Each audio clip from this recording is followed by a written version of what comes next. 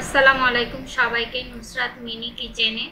ডিম ছাড়া ঘরে থাকা 2-3টা উপকরণ দিয়ে মাত্র 10 মিনিটে তৈরি করে নেওয়া যাবে এই মজাদার মিল্ক পুডিং বা মজাদার ডেজার্টটি।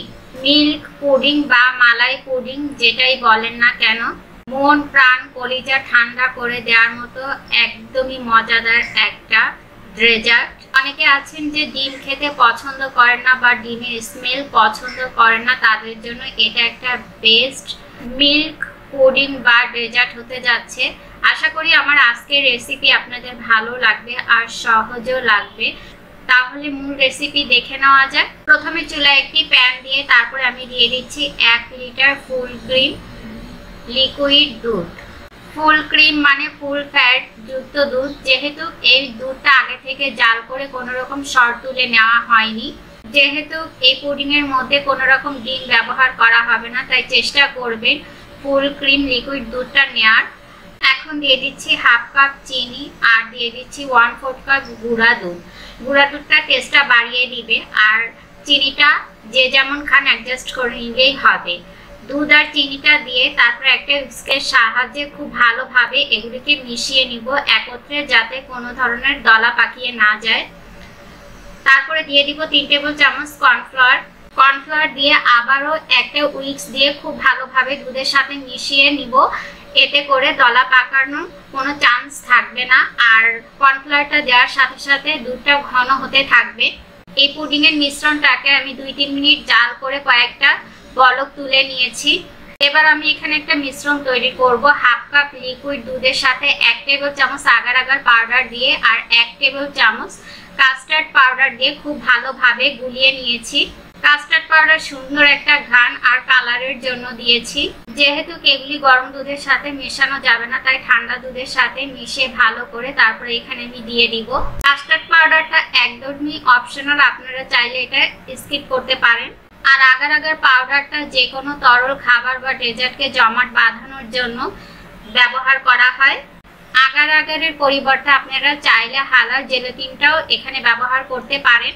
এরপর এগুলি সবকিছু একত্রে ভালোভাবে আমি মিশিয়ে নিচ্ছি। খেয়াল রাখতে হবে যাতে কোনো ধরনের দলা পাকিয়ে না যায়, আর অনবরত নেড়ে চেড়ে এই মিশ্রণটাকে জাল করে নিতে হবে।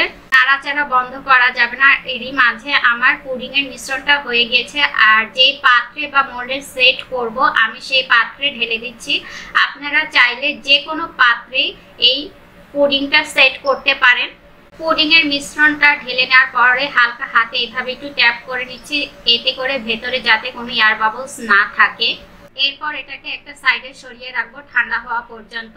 সম্পূর্ণভাবে ঠান্ডা হয়ে গেলে পুডিংটা জমে যাবে বা সেট হয়ে যাবে। পুডিংটা খুব ভালোভাবে জমে গেছে। এবার আমি একটা নাইফ দিয়ে 4-5টা একটু ছাড়িয়ে নিচ্ছি। তারপর একটা উপরে প্লেট দিয়ে আমি মোল্ড ডাউন করে নিচ্ছি।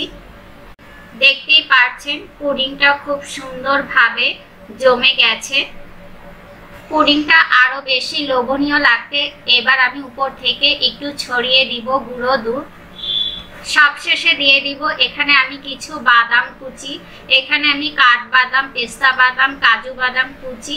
পুডিং এর পরে এইভাবে একটু বাদাম কুচি সাজিয়ে নিলে দেখতেও সুন্দর লাগে আর খেতেও কিন্তু মজার লাগে। তারপরে আপনারা চাইলে নরমাল ফ্রিজে রেখে ঠান্ডা করেও খেতে পারেন, অথবা সাথে সাথেও এটাকে পরিবেশন করে নিতে পারেন। পুডিংটা এখনই কতটা লোভনীয় লাগছে মাশাআল্লাহ দেখেই বুঝতে পারছেন। আর পুডিংটা আমি 10 মিনিট ফ্রিজে রেখেছিলাম। 10 মিনিট পরে আমি ফ্রিজ থেকে বের করে আপনাদেরকে ভেতরটা একটু কেটে দেখাচ্ছি। পুডিংটা কত বেশি সফট, চিলি আর স্মুথ হয়েছে আশা করি দেখেই বুঝে গেছেন। এরকম তুলতুলে তুলার মতো নরম এক পিস পুডিং মুখে দিলে মন প্রাণ কলিজা এক নিমিষেই ঠান্ডা হয়ে যাবে।